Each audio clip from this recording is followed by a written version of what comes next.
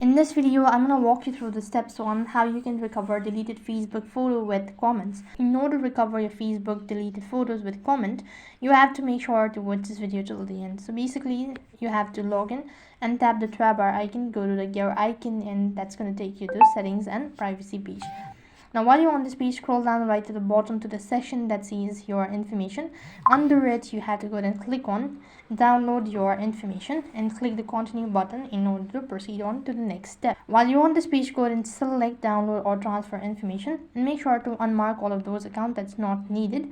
And then you need to go to specific type of information. Now here you have to mark on what sort of that you wish to get the information of. Make sure to tap on the post. Then you need to select the device where you actually want the information to be and select the destination and tap the next button and wait for it until you get further notified. So that's basically how you can recover your deleted Facebook photos with comments. That is all for this video. I hope the video was helpful. Make sure to like, share and subscribe to our channel. Thank you for watching. See you in the next video.